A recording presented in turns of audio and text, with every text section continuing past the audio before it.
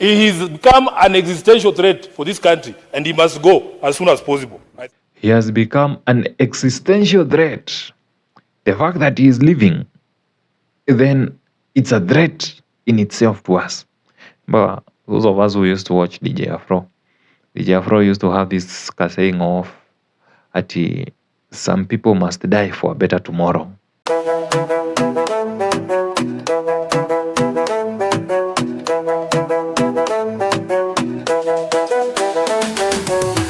Good morning, good evening, good afternoon, good whatever time it is from whenever you're watching us from, and welcome yet again to Tony's Pod. I'm your host, Anthony Mutugi. What a good day it is to be alive. The last time we shot a pod here, we were less than 100 subscribers. Now, we are skyrocketing 154 subscribers, and we are still moving, journeying on together. Makofi kwetu.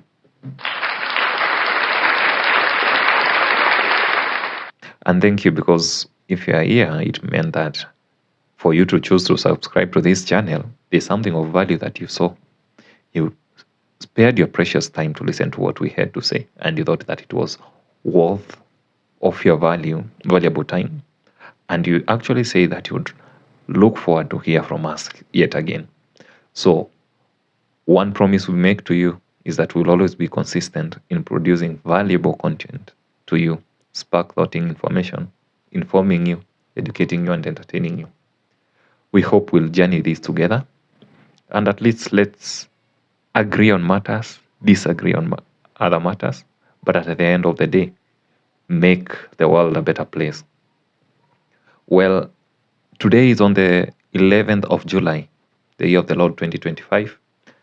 Of course, a lot has been happening in our country, and we can say a lot that has transpired from mguu ni jamo, tam ni jamo, one lege. For me, all I could remember was the Diambo, one lege. Sai tutaenda tukipiga kura na one lege. And we are wondering, where is Kenya headed to if the head of state can say, like, unleash firearms against your own people? We just got scared. Everyone is scared. But we just have to continue fighting and just keep on keeping on. And in that spirit of speaking against the evils that are being done by the government, we had one of our most eloquent and fierce defenders of the people of Kenya, the Senator for Nairobi, Edwin Sifuna. And he had a lot to say. I actually was trying to find on something to speak, and I found that this might be the best thing for us to listen in a while, because kuna time ameingia mitini kiasi, I was actually asking my producer, it's been a minute since we heard from Sifuna, kwani what's happening? After the Baba told him that he should go silent, hapana and haraka haraka, did he actually heed to the call, or was he asked to eat together? Come, let's dine. We've been dogs, we wanted for this together. Was he told, come, let's eat together? Well, this man shows us that he's always been for the people. Let's listen in to what Sifuna had to say, and the kind of lecture that he had to give one Wakafuko. I prefer calling him Wakafuko, Samson Cherargei. Let's listen to Sifuna.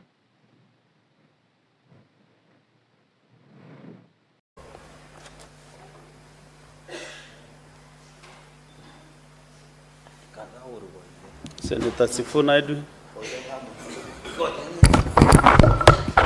You know, Honorable Speaker, I have heard the majority leader speak, and I've heard Senator Cherargei speak without any interruption. I want to call on your protection early on because of the things that I want to say. I would prefer that I be heard in silence, Honorable Speaker. Number one, I want to tell the Sifuna, umeamua you must request for defense. Nataka lawyer kabla nifanye makosa. Nataka I need an anticipatory bill because shots are going to be fired. So for me, I'm looking at it and I'm like, yes, Kindole Sambusa, it's about to go down. Sifuna, we had missed you. What wisdom do you have to use this time round? I want to tell the Senator for Nandi that there is nothing like government property. Everything that the government owns is owned by the taxpayer. It's our money. It is ours to do with as we please. So nobody will lecture us about how to misuse our property. Secondly, Honorable Speaker. Before you go to the second point, Sifuna, I'm with you on that. Because hii pesa ni yetu in the first place. We have to remember that this money that is dished out in gunny bags is our money. It actually belongs to us. You paid it in form of tax. Will file returns. Your business paid money. And that money ndio inakuja huku inapeana kwa magunia.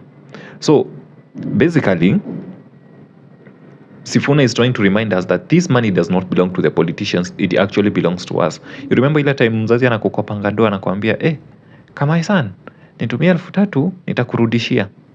And then they just keep quiet. Unamuuliza, mom, mzae, ile pesa yangu ni aje? Anakuambia, pesa yako gani? Ile nilikupea. Na wewe ni wa nani?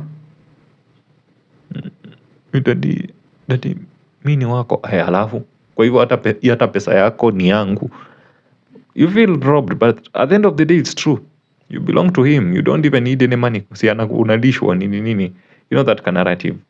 We can argue for or against it, but apply hapa kwa gava. Hii pesa tunapea gava ni yetu. Article 1 of the Constitution. The government of the people, by the people, for the people. So the government is for the people and it's by the people and they can call it. So pesa ni yetu kwanza. Hiyo ni kitu moja kwanza Sifuna ametuelezea vizuri sana. Point number 2, Sifuna, what do you have to say? When we talk about taxpayer money, it is not just the money that goes to the county governments that is taxpayer money. Even the national government money is taxpayer money.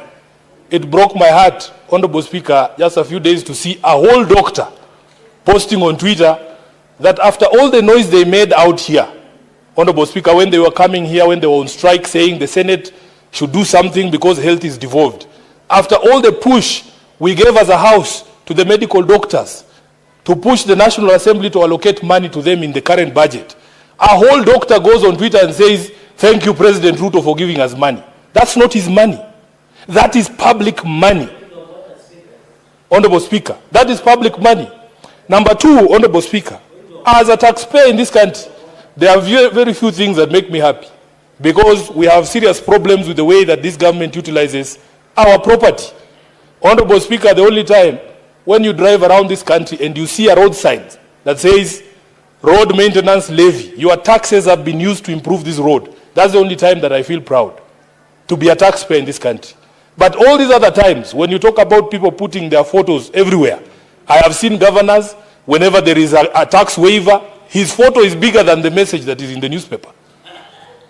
I have seen governors buying billboards. The face occupies 3/4 of the billboard. The message is so small, the rest of the billboard is his face. Honorable Speaker, even... By the way, I think Sifuna has a really valid point because at some moments, unashangaa, are you the face of government? You're just a politician. You're just a passerby. You're just a caretaker with a 5-year contract of the office, of the tenure of the whatever office that you are holding.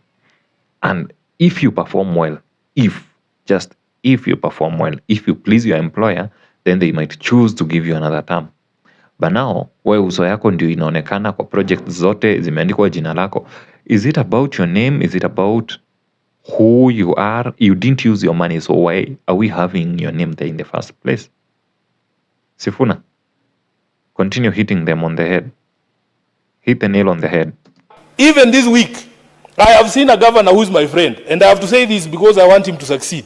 He has bought time on Citizen TV, prime time. I was watching the news at night. And I see a governor advertising a project that is funded by the county government, and he's saying that this project has been funded by so and so. I was very shocked. Where do you get the money, Honorable Speaker? I don't want to be informed. Sifuna, do you want to be I don't want to be informed. A shame. Shame. Because for county governments that are really struggling to pay their employees, unatoa pesa wapi ya kubuy prime time? Honestly, no matter what side of the political divide that you are, hata kama unasema one time, but are there more urgent needs? Why would you be marketing a government program? Why would you have to publicize it too much? Chema chajiuza kibaya chajitembeza, ama Waswahili ndivyo walisema. If the project is so good, then wananchi will feel it on the ground, won't they? I don't want to be informed. I'm in. Oh, this was the part where now Wakafuko starts interrupting Cherangei. I'm in the middle of teaching. I'm in the middle of a lecture. Excuse me, Teacher Sifuna. Teacher Sifuna is in the middle of a lecture. Nafunza bwana, unapiga kelele kwa klasi yangu. Wewe namna gani wewe? Namna gani wewe Cherangei? Wakafuko namna gani? I want you to look at, just look at Kadhuri Murungi's smile. Look at him. Hata vile amepiga smile. Honorable Speaker, Okay. Sifuna, continue. I was very shocked.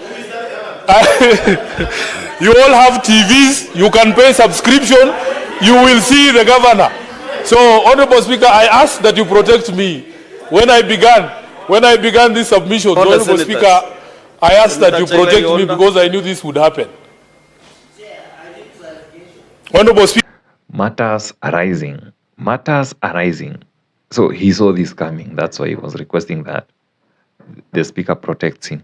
And I actually think that Sifuna actually takes advantage when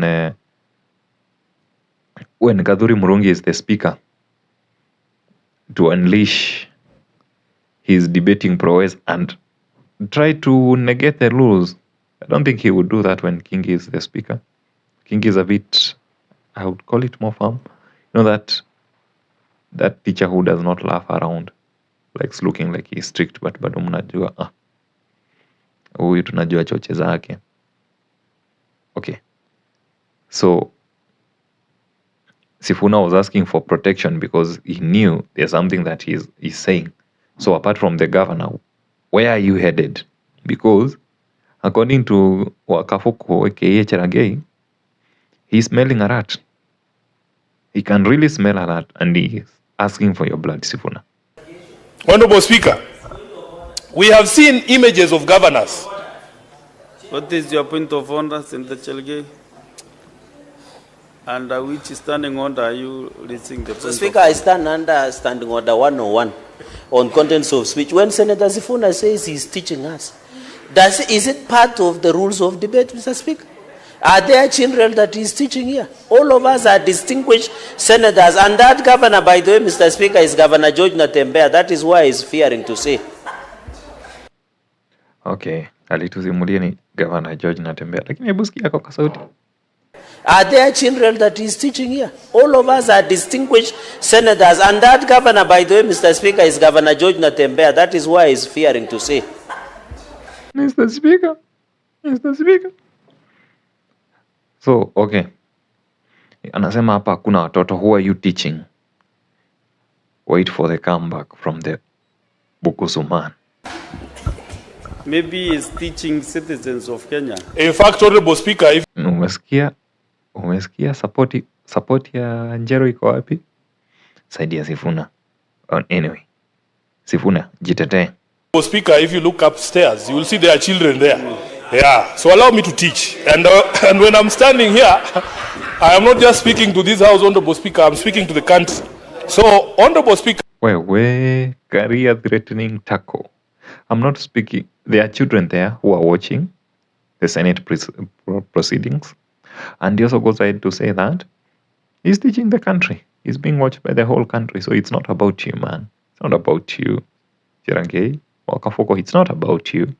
So, Honorable Speaker, I have seen images of governors on something as mundane as milk packets for school milk, even on meals. Honorable Speaker.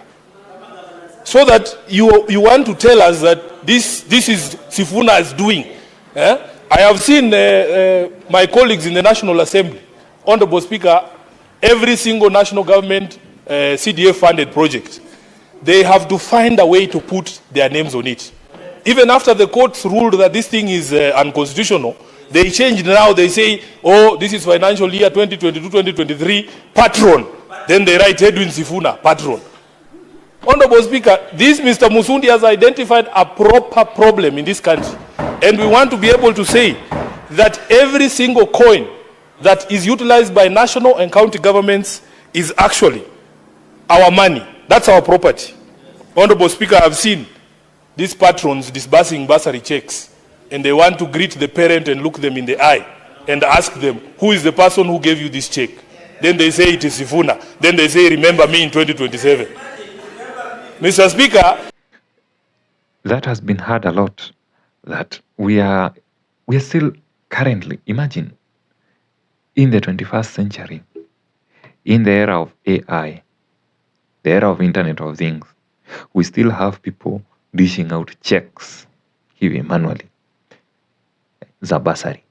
That is the development that they can reckon and say, this is what I did for my people. I issued bursary checks.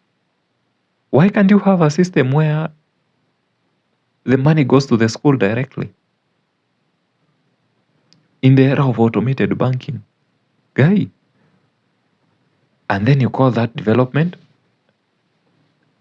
And so many of them are actually driving in that kind of politics. Na kupeana visiagi, sijui maragwe. I remember back in Ukambani, there's this term called molio. Molio is the relief food. So most of the politicians in the pre-Moi era, I don't want to go into specific details, thrived in the molio politics of bringing out handouts. You bring people food, and as long as wameshiba, they'll never complain. Well, when will Kenya ever overcome the need of food? When will we ever overcome those needs that the political class just want to cover up, that we are the ones who have brought you what you need, we've helped you with school fees? Why should you struggle to pay school fees for your kid in your country first? Number two, I'm a firm believer that if a country wants to get the best out of you, they should educate you because you are a potential taxpayer. So if I was the government, I would be looking at education as a tool for helping me raise my taxes in the next 10, 20 years. So the more I invest in the taxpayer, the more I'm going to get in form of taxes, especially if it's skilled labor, as opposed to getting taxes from this person if they are paying me as a result of their unskilled labor. But we have leaders who are myopic, of course, nut-sized brains moving around leading us. So what do we expect anyway? This was not about economics. It was about Sifuna. Sifuna, cheer them up. Mr. Speaker, you would think that that money is their money. And one of the things I don't understand, these members of the National Assembly make the dishing out of checks to appear like something that is so appointed. Like a clerical job, who cannot dish out, who cannot, if your office wrote checks, how difficult is it to distribute checks? It's a physical transaction. So they come and make noise here and tell us all about how children will not go to school. Honorable Speaker, and that check has 2,500 shillings on it. There are people here who are educating children. Good. Anasema, people will come complaining, oh, if you take away the CDF, some children will not go to school. You know how much it helps. And actually, there's one man I remember supporting the CDF and GAF funds, Babu Owino. I was like, Babu, I know you, but you're better than this. You're better than defending this money, because why would we need every MP to have money that they are managing? Why can't they move to every key department? The MP can come and say that these are the needs of my constituents. The children who are in need of assistance of money, according to the CDF, this is the amount. Get it all together, because maybe They are the political class. They are the people. They are the leaders that who've been elected to listen to the people's problems directly. Air them. Tabulate these numbers. Bring them together. Have one pool and say that in the 290 counties, the number of children who are in need of school fees is this amount. This is the amount of money that we need to ensure that these children can get to school sustainably. How wengine wanajiweza, of course, there are those who might be from well-to-do families and they don't want to bother the government, which is still okay. I feel that the government would be spending far much less money with a national budget where the money streams down to the school as opposed to hizi CDF za upuzi where money will always leak and everyone has a portfolio to manage. And some of them have never even actually managed any portfolio. Ask them what business they've ever run successfully. Hakuna. But when they get into the positions of power, then their net worth starts ballooning. It's tenders here, tenders pale, and they act like we don't know, or it's something that we are clueless about. And when they are giving that money, even the 2,500 yenye unapewa hiyo uende ukapewa kama unapeana kama basari, they want to make it you feel like it's as if they gave you their personal money. It's as if it's money that they dished out from their own pocket. No, this is our taxpayers' money. It's our money in the first place. Ni pesa yetu. Remember ule mtoto amekopesha mzazi wake pesa alafu akiitishwa anakataa, na kwanza huyo mzazi ndiye akona pesa mingi. Kwanza the citizens should learn that actually most of the money is with the citizens, not with the government. But we live in a situation where the government controls money in the economy. Shouldn't be that way. The government should be coming to keep checks and balances, ensuring that people are competing fairly. There's law and order. You should not be involved in business. Atigawe ikikosa kulipa watu, there is a pending bills have not been paid, so the economy iko chini. No, the economy should be driven by the private sector. That should be the first driver of our economy, not the government. Anyway, this was not about economics. Back to Sifuna. There are people here who are educating children and they don't even announce it. Honorable Speaker, they should come to our offices so that we tell them all those children that I have paid school fees for. Even if you see a single one of them with a picture of Sifuna, you should ask me.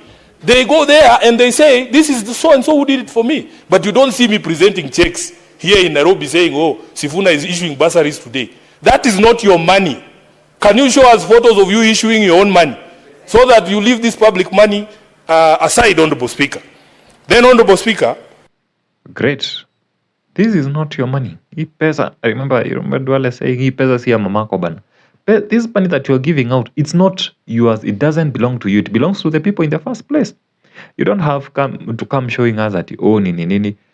You are a leader who you are going to dish out checks. You must be. You don't have a good schedule. Like, what's your diary like? What are your priorities? Because as a leader, you can have structures and do the same without having to come and patiana we mwenyewe and then act like that is the best thing that has ever happened to your people after sliced bread, just because you've dished out a few checks za bursary. And actually, even the Bible tells us that whatever you do or whatever you give with the right hand, the left one should not know. Wewe fanya kisiri, Mungu atakujibu kwa haki. And that's what Sifuna is trying to say, akisema some of them pay school fees there for many kids and they don't actually go showing it off. But some people, it's the opposite. They are always showing it off, bragging, ni sisi tumefanya hii. No, you're the one who is always contributing the most kwa every matanga, every kanisa yenye inajengwa, wewe ndio unajua inajengwa na uko hapo kuwa support. And people are not questioning, where is this money coming from in the first place? Why don't we have the same vigor when it comes to building schools?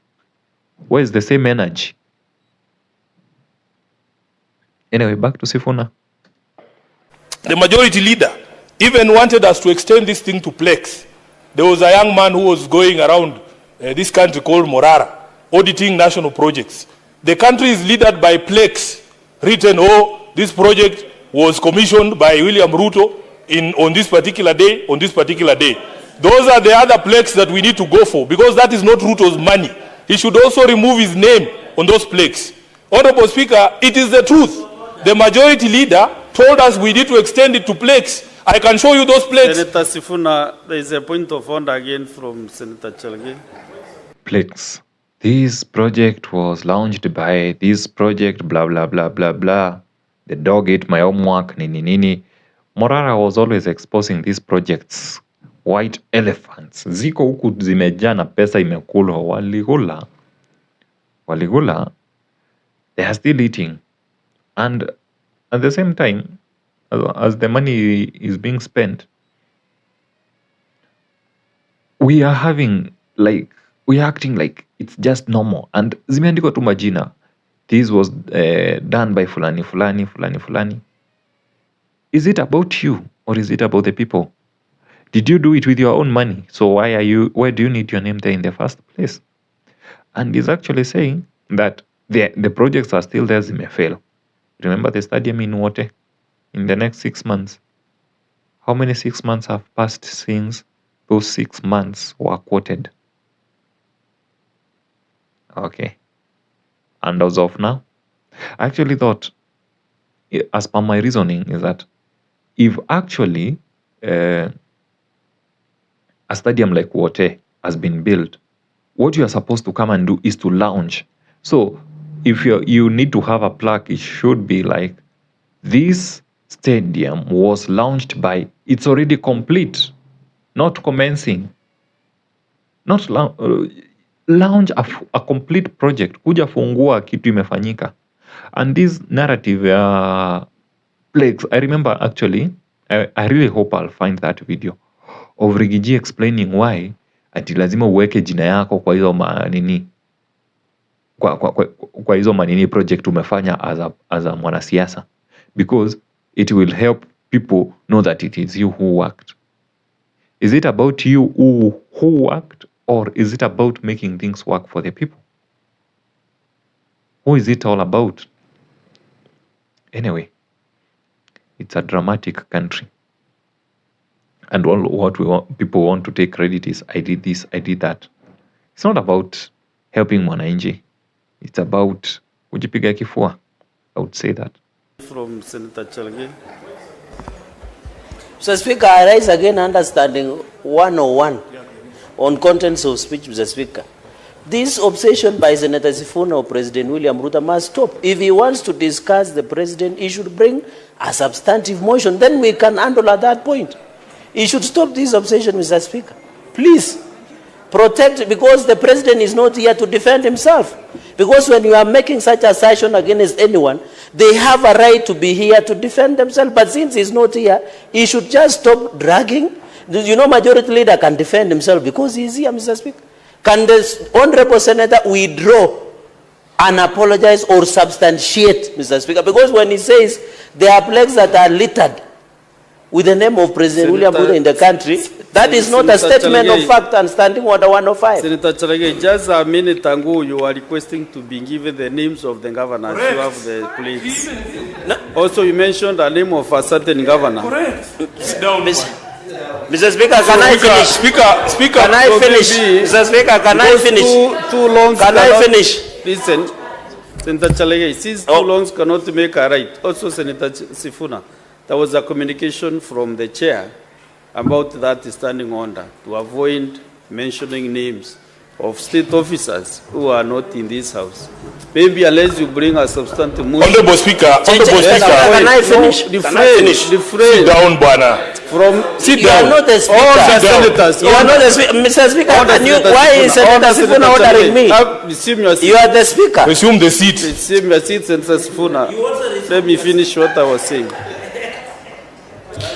I'm saying as much as possible, you know, those plaques, those billboards and everything, whatever it is, avoid mentioning names of whatever billboard you saw, so that now we can make progress, Senator Chalge.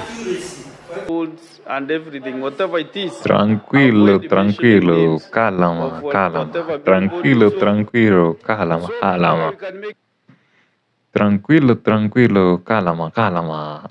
progress, Senator Chalgei. I think one thing about Njeru is the fact that he really tries to calm the temperatures down, but at the same time, you wouldn't fail to feel that Cherargei, why are you defending things that are yani hii nilo ulikuwa unasikia ni jambo wazi kama meno ya ngiri. We all know the truth, so why are you defending something that we know? It's even hata ule mtoto ananyonya sahi anajua the stadium in Wote, what is happening there. We know the stadium in Isiolo, just to name but a few. But anyway, you know, the dogs have to bark because that's why they are there, and they have to talk on behalf of the master. They have to defend the master. Let's see what he has to say. We are not discussing personalities. We are discussing our money. The Senator for Narok, Honorable Speaker, came from a time when... Listen, the statement. It's not about you people. It's about our money. Pesa yetu. Tuongelea pesa yetu mse. Atuongelei pesa. Atuongelei watu. The context is our money.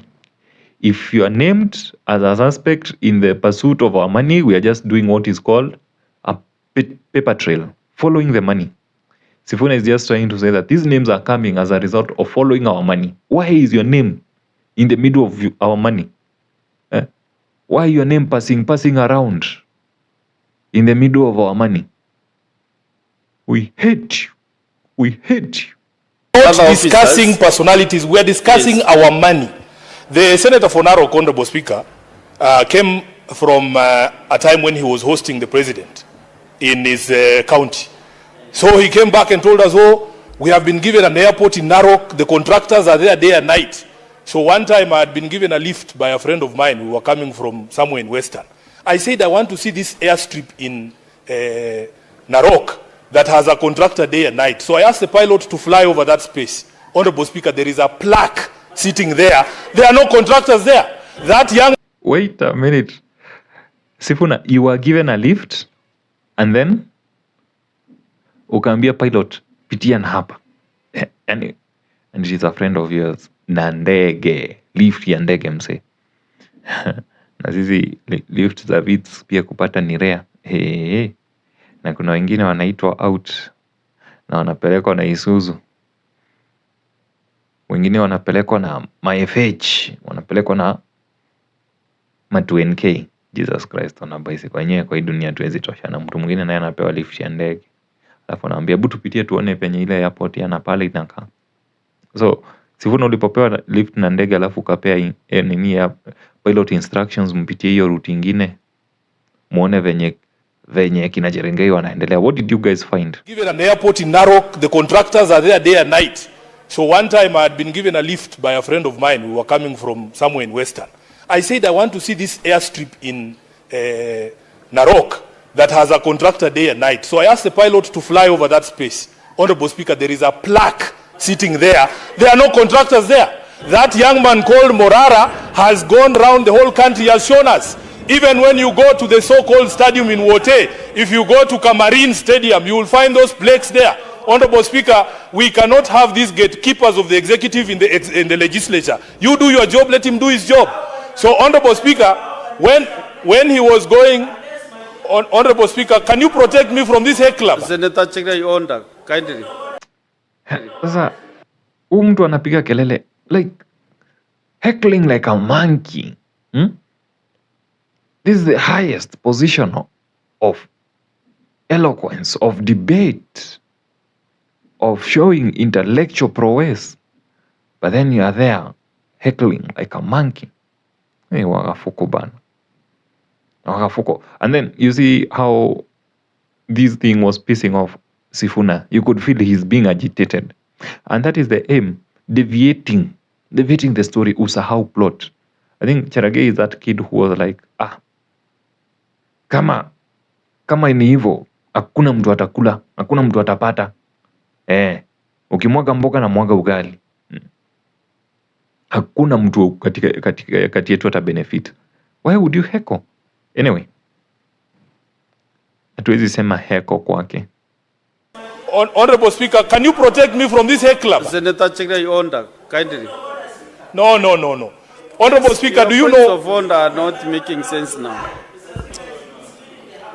Sikia venye Njero anamwambia, your points of order are not making sense.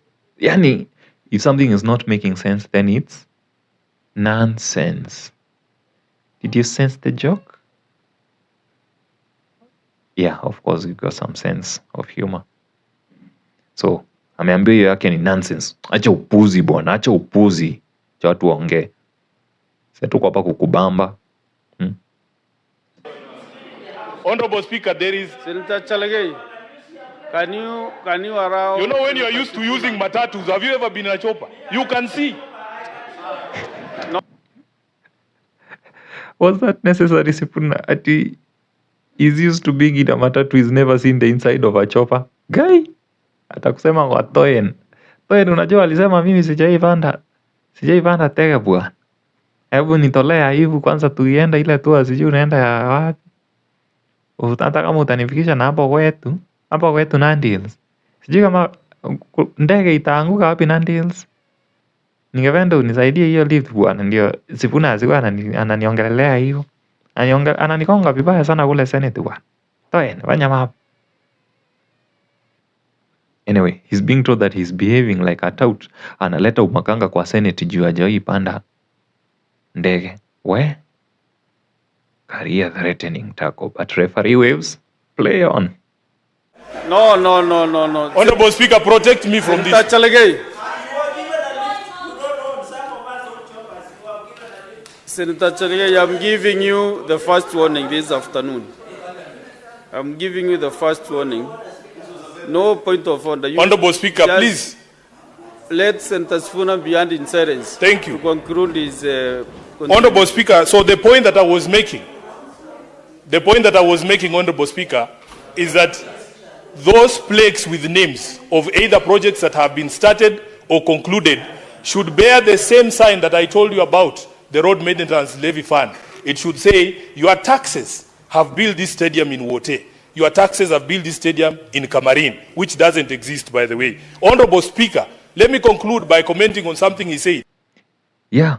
Why do you have names of people written on those plaques? It should be your taxes.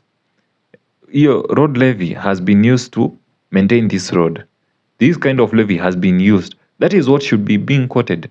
Ile excise duty umelipa has been used to do this. Your payee has been used to do this. That is what we call accountability. That is how you bring accountability to the, or that's how government will demonstrate accountability to its taxpayers, because kama mtu anakulipa do, you must be accountable to anakupea do, si ati atakulipa. Ile unalipo ni kando, but the money that you're given to run or to do whatever that you're supposed to do, then you're supposed to be accountable to it. So why is that accountability part? Tell us that the money, like the master who gave his servants talents, some went to hide them, others were able to multiply in 5s, in 10s. So, where are your talents? Where is the talents? It's not about you. It's about the talent that you are given. And how did you grow it? Can you show us what you did with your talent? Not, it's all about you. Ati, oh, I've come to realize kwanza nyinyi wananchi ni wajinga sana. Like the fool was given the talent and returned. Mara ngapi mmesikia watu wamerudisha do kwa nini? Kwa exchequer. You wonder, guy. Na vile kuna mahitaji mingi ya pesa, unarudisha pesa. There was no development ungeona ufanye. Kwa sababu, most likely hakuna chance yako ya kukula. Anyway, one day we shall overcome. On something he said. And I was very quiet when he spoke, so I hope he will be quiet too. Honorable Speaker, as a responsible government, you cannot tell us to wait for you to face you in 2027 and you are killing us today. Albert Ojwang is in the ground. He will not be able to meet William Ruto in 2027. So if we stopped, all of us, if all of us agreed, all of us should agree Senator All of us Sifuna, should agree. Senator Honorable Sifuna, Speaker, please don't stop me. You are now contravening standing under Now the 121. Speaker himself is Why? So Sifuna is asking a valid question. You are saying that tupatane 2027, but unatuua. So if you are going to kill us, then how are we going to compete with you when we are not there? Lakini tumesema hata kama nina mguu moja, wanlege mguu ni jamu, wanlege mpaka kwa ballot box.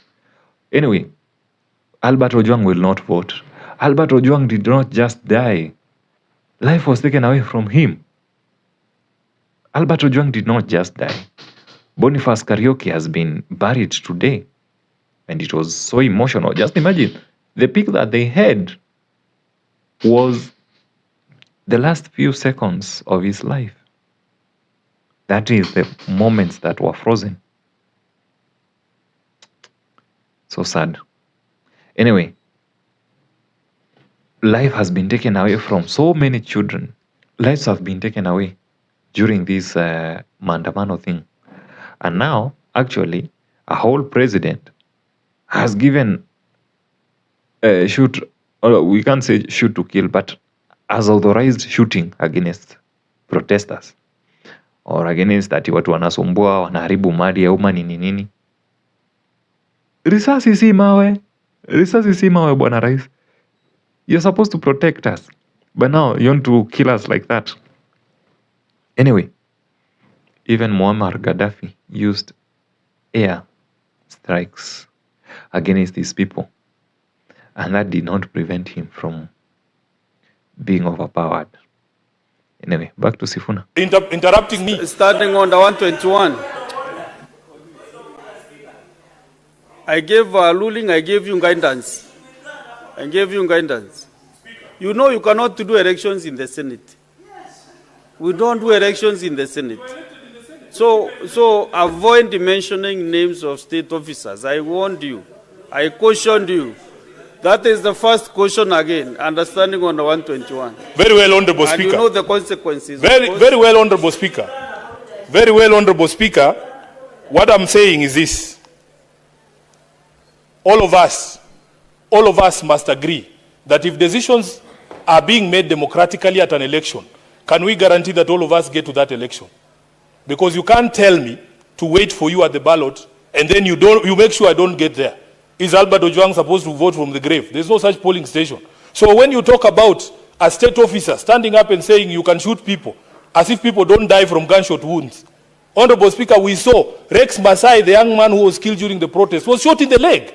So how can you tell people to shoot people in the leg as if those injuries are sustainable injuries? So, Honorable Speaker, we want to make it very clear that as a country, we have totally lost our way. And we will not have a conversation with someone telling us to wait for... Wait, shoot people in the leg, but I'm like, okay, sawa, bwana president, you're talking about kulinda mali ya wananchi nini blah blah blah blah blah blah. I didn't hear you condemn about Boniface Karaoke's murder. That was on the video was everywhere. It was a headshot, actually. It was nowhere. It was at close range. Wezi sema ati alikosa mguu. Shot him in the head at close range. Someone who was selling masks. Amezikwa leo. And now you wonder, are these the people who you are authorizing? We just had Koech saying that yeye anasema kwanza headshot, mtu wa kwa kichwa. So after killing us, what next? Because you've already killed so many people. What next? Are you going to be because the fear of killing, because human beings are highly adaptable. From last year, it was evident that this government will kill you, especially if you're on the wrong side. Una protest nini utashandwa, utauawa, utamadwa. And people are slowly adapting to that fact that you can get killed anytime. It's a risky business. But now, what happens when they don't fear anymore? So will you kill them and then hang them on the flyovers? Will you kill them and make a statement with them? Mwasurubisha kama Yesu? What are you going to do? What exactly what's the next game after death? What next? After killing people, what next? After maiming people, what next? What's your end game? So, Honorable Speaker, we want to make it very clear that as a country, we have totally lost our way. And we will not have a conversation with someone telling us to wait for 2027 when he's not giving us a chance to get to 2027. He has become an existential threat for this country, and he must go as soon as possible. He has become an existential threat. The fact that he is living, then it's a threat in itself to us. But those of us who used to watch DJ Afro used to have this saying of, some people must die for a better tomorrow. And unaangalia yenyewe, ili jitu makosa limefanya, watu limeua, you must die for a better tomorrow. Lazima ukufe for a better tomorrow nani. So, there are some people who have to leave power for a better tomorrow. One term for a better tomorrow. And actually not even for a better tomorrow, even for themselves. I mean, for their own good. For their own wellness, for their own mental sanity, they need to live. Anyway, I will conclude. There was this one statement that just made me, wow, it's just a wow, I'm amazed. Sifuna. He has become an existential threat for this country, and he must go as soon as possible. I thank you. He must go as soon as possible. I thank you. Sema one term. So those who are asking about Sifuna, what is msimamo, ameelezea msimamo yake. And as of now, he is not at I'm the Secretary General of ODM. We have said this was the agreement that we've agreed. He didn't at any point talk about ODM because he's like right now, he smelled the coffee. He's seeing like after the sham that Baba showed during the Kamukunji Nini protest, and he read the mood and said that he was unable to show up for the Kamukunji meeting that he had planned to do. I think he's seeing that slowly by slowly Baba is losing his grip and he can no longer appeal to the people as he used to, and it's time to chart his own path, because at the end of the day, politics, it's all about yourself. His sunset years are here, and Sifuna just got started with his political career, and I really like the courage that Sifuna's showed. Now, one time siku zote, let's help each other on doing this. Sifuna, thank you for making it known that he must go on the floor of the Senate. Asante Sifuna, by the way, I was so proud of you, and I was really feeling like you're not where you're supposed to be. Welcome home. Welcome to the team one time. Is it okay if I call you cousin? Nikikusalimia cousin, utasalimika Sifuna. Hi cousin.